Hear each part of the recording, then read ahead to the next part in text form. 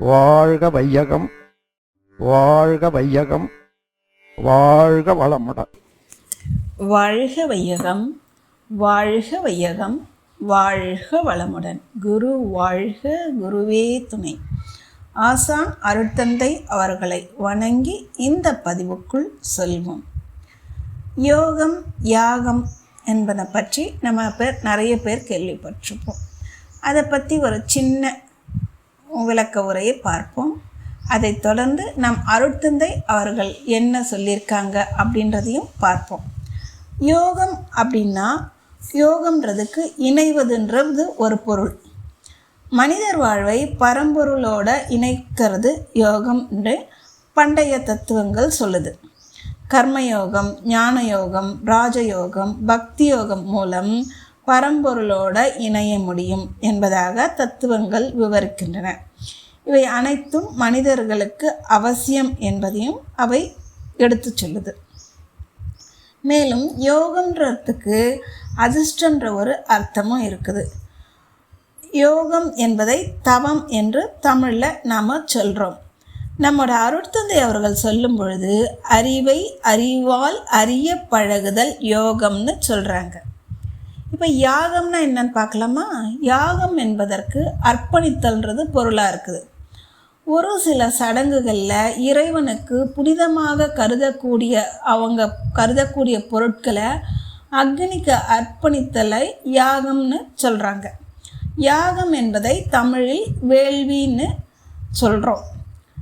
திருவள்ளுவர் அவர்கள் ஒரு குறளில் சொல்லும் பொழுது, அவி சொரிந்து 1000 வேட்டலின் ஒன்றன் உயிர் செகுந்து உண்ணாமை நன்றுன்னு சொல்கிறாங்க. அதாவது நெய் முதலிய பொருட்களை தீயில் சொரிந்து 1000 வேள்விகளை செய்வதை விட ஒரு உயிரை கொன்று அதனுடைய உடம்பை தின்னாதிருத்தல் நல்லதுன்னு சொல்கிறாங்க நம்மோட ஐயன் திருவள்ளுவர் அவர்கள்.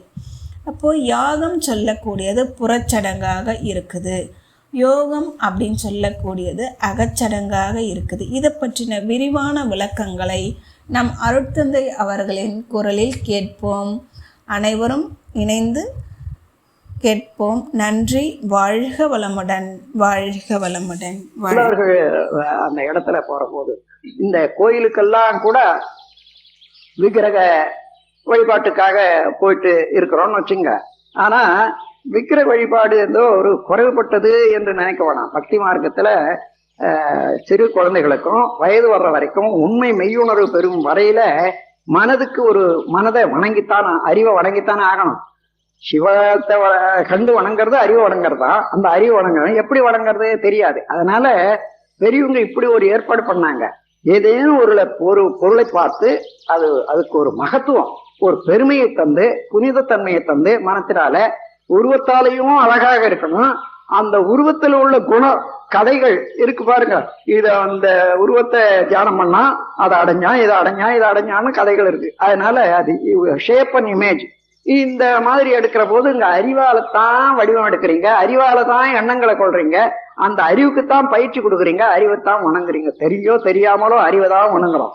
யார் எந்த முறையில கடவுளை நினைச்சாலும் சரி, அவன் அறிவைத்தான் விரித்து வணங்குறானே தவிர அதுக்கு அப்பால இன்னொன்று வணங்கலே என்பதை தெரிந்து கொண்டா எந்த வணக்கமும், யார் எந்த முறையில செய்யக்கூடிய வணக்கமும் தவறில்லை என்ற இடத்துல வந்துட்டா இந்த மதபேதம் கூட வராது.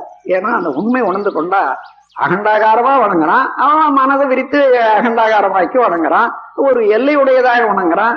இதுல மனிதனுக்கு 7 சம்பத்துக்கள் உண்டு என்றதை தேவை என்றதை கண்டுபிடிச்சவங்க உருவமைப்பு, குணம், அறிவின் உயர்வு, கீர்த்தி, உடல் வலிவு, சுகம், செல்வம், இந்த 7 சம்பத்துக்கள் இருந்தாதான் வாழ்க்கை வெற்றி பெறும் என்பதை உணர்ந்தவர்கள் இந்த 7 சம்பத்துல 1-2 குறைஞ்சி இருந்தா அதை கூட்டிக் கொள்றதுக்காக வேண்டி அறிவுக்கு அந்த மாதிரி வடிவம், அதாவது பலகீனமா இருக்கிறான், நல்ல ஒரு குண்டோதர மாதிரி நல்ல ஒரு வலிவான ஒரு உருவத்தை வச்சு அப்படியே வழிபட்டுக்கிட்டே வர வர வர அதே எண்ணம், அதே உருவம், அதே செயல் ஆக ஆக ஆக அவனுக்கு உண்மையாகவே வலி வந்துடும்.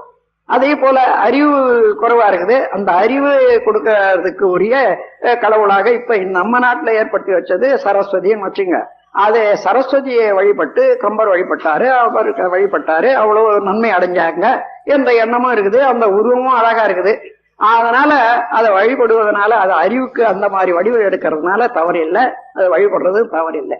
ஆனாலும் உண்மை உணர்ந்துட்ட பிறகு அறிவை விரித்து வணங்குவது யாகம், அறிவை ஒடுக்கி வணங்குவது யோகம். யாகத்துல சடங்குகள் அதிகம், செலவு அதிகம், வேஸ்ட் அதிகம். அதாவது 10 போட்டீங்கன்னா 1 கிடைக்கிறது குறவு. ஆனா யோகத்துல எவ்வளவு நேரம் நின்றாலும் அவ்வளவும் பயனாகும்.